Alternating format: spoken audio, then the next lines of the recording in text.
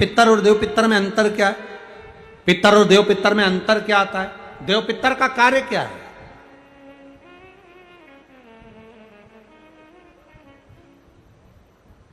हम जब भी कोई पूजन करते हैं तो कहते हैं पितृ देवता, बोलते कि नहीं बोलते? पर आज तक हम अब यह नहीं बोलते कि देव पितर का कार्य क्या, देव पितर क्या है। पितर देव नहीं, देव पितर का कार्य क्या है? देव पितर का एक कार्य है, परमात्मा जीव को गर्भ में धारण करा देता है, पर जो शरीर गर्भ के अंदर बच्चे का बनता है, बेटा बेटी का जो गर्भ के अंदर शरीर बनता है, वो देव पितर निर्मित करते हैं। उनका काम क्या है? देव पितर का सबसे बड़ा कार्य है कि गर्भ में जो बच्चा है उस गर्भित बच्चे को शरीर कैसा देना, उसके नेत्र ज्योति कम रखना है, श्रवण शक्ति कम रखना है, उसकी छाती में, उसके हृदय में, उसके दिल में छेद करना है, हड्डी को कमजोर करना है, पांव टेढ़ा करना है, हाथ टेढ़ा करना है, या उस शरीर को सही तरह से निर्मित करना। ये देव पितर का काम।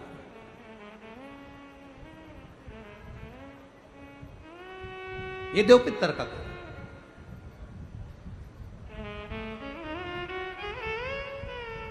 एक जैसे आप लोगों के स्मरण में होगा कि श्राद्ध पक्ष के अंदर चुटकी भर आटा दरवाजे की दोनों चौखट पर डाला जाता है। किसी किसी के यहां दरवाजे पर आटे से रंगोली बनाई जाती है। कहीं देखिए आप लोगों ने कि नहीं देखी? स्मरण में होगा किसी के, दरवाजे पर आटा डाला जाता है, वो देव पितर के भाव से डाला जाता है। जिस बेटे बेटी का मंगल विवाह नहीं हो रहा हो, शुभ कार्य की सूचना नहीं आ रही हो, बहुत दिनों से एक फाइल कहीं लगी हुई है, अटकी हुई है, नहीं काम हो रहा, हम उनसे कहेंगे ये जो 16 दिन श्राद्ध के हैं, जितने दिन निकल गए निकल गए, जितने दिन बचे हैं उन दिन में आपके दरवाजे के बाहर एक चुटकी घर से आटा लाकर चौखट के इस ओर चौखट के उस ओर दोनों जगह चुटकी भर आटे को डालना प्रारंभ करो। 16 दिन श्राद्ध के पूर्ण हो। जब अमावस्या आए, किसी जलाशय, सरोवर, तालाब, बावड़ी, कुआं, उसके पास में घी का दिया लगाकर आना, बाबा से प्रार्थना कर कर आना। केवल 22 से 24 दिन निकलते हैं और घर में कोई शुभ कार्य की सूचना आना प्रारंभ हो जाती है। वो देव पितर का कार्य, वो कार्य देव पितर का। वो देव पितर किस तरह से करेगा? बेटे की शादी, बेटी की शादी, हम कहें किसी के 42 साल भी अगर उम्र हो गई है, 40 साल, 42 साल, 35 साल, 38 साल, शादी नहीं हो रही, तो कर कर देखना, एक बार बाबा से प्रार्थना कर कर देखना। देव पितर का कार्य क्या है? घर में शुभ कार्य को करवाना, घर में अच्छी चीजें लाना, गर्भ में जो बच्चा है उस बच्चे को शरीर पूरा देना, ये देव पितर का कार्य है। पितृदेव और देव पितर में बहुत अंतर है, बहुत अंतर। एक चुटकी आटा, अब तो थोड़ा सा रंगोली का काम ज्यादा हो गया, नहीं तो हमने पहले भी कथाओं में कहा है कि 3 जगह पर आटे की रंगोली काम करती है, जिसका फल 1000 गुना होता है। 3 जगह पर आटे की रंगोली काम करती है, हमने पहले भी कहा। पहला, पितरों की पूजन हो रही हो, पितरों का पाटा भरा रहा हो, पितरों के लिए जोत लग रही हो, पितरों के लिए या अन्य स्थान पर कहीं पूजन हो, तो वहां पर आटे की रंगोली काम आती है। वहां पर रंग बिरंगी या पत्थर की रंगोली नहीं, मिट्टी की रंगोली नहीं, आटे की रंगोली काम आती है। दूसरे नंबर पर, तुम्हारे घर में यज्ञ हो रहा हो, घर के बाहर यज्ञ हो रहा हो, यज्ञ चल रहा हो, उस यज्ञ में 3 परिधियां बनती हैं ब्रह्मा विष्णु महेश की। देखिए आप लोगों ने, यज्ञ कुंड जो बनाया जाता है, उस यज्ञ कुंड पर पत्थर की रंगोली नहीं, मिट्टी की रंगोली नहीं, आटे की रंगोली डलना चाहिए। ये पहले डलती थी, अब लोगों ने फैशन में दूसरी डालना प्रारंभ कर दी। आटे की रंगोली डली होती है जब हम सांकल्य छोड़ते हैं, अग्नि को जब हम सांकल्य देते हैं, तो जिस आटे की रंगोली उस पर बनी होती है, तो हमारी जो सांकल्य छोड़ी जाती है उसमें से एक अंश भाग हमारे पितरों के खाते में चला जाता है, जिससे पितरों की मुक्ति प्राप्त हो जाती है।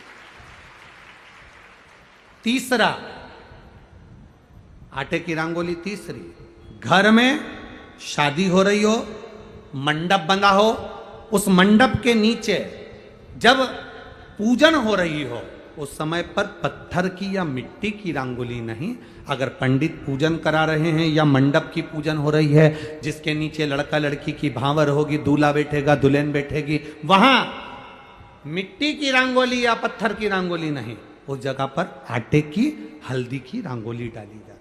अब आपके यहाँ डालते कि नहीं डालते पता नहीं, पर हमारे यहाँ शास्त्र रीति करती है ये 3 जगह की जो रंगोलियां हैं ये हमको आटे की रंगोली डलने से, क्यों शादी के मंडप में पत्थर की रंगोली या मिट्टी की रंगोली क्यों नहीं डाली जाती? शादी के मंडप में, यहाँ दूल्हा दुल्हन की शादी होती है, वहाँ पंडित जी भी आटे की रंगोली डाल देते हैं, घर की बहन बेटियां आटे की रंगोली डाल देती है। उसका कारण क्या होता है?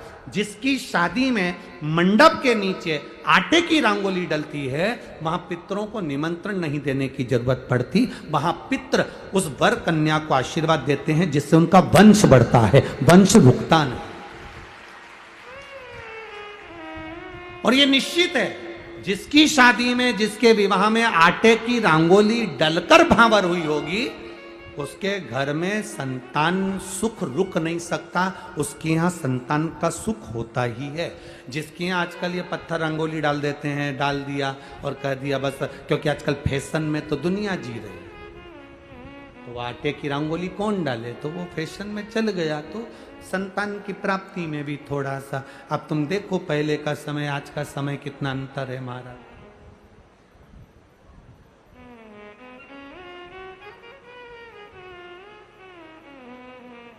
पहले के समय में संतान का सुख शादी के 1-2 साल में प्राप्त हो जाता था, आज के समय में संतान का सुख जब तक डॉक्टर के यहाँ दोनों जांच नहीं करा कर जाए, दिखा कर नहीं आ जाए। सब लोग कह रहे हैं डॉक्टर साहब जरा देखो संतान, डॉक्टर साहब बोले जांच करना पड़ेगी, बहू की भी जांच हुई, बेटे की भी जांच हुई, सब अच्छा है, उसके बाद भी संतान का सुख नहीं, उसके बाद भी संतान की प्राप्ति नहीं।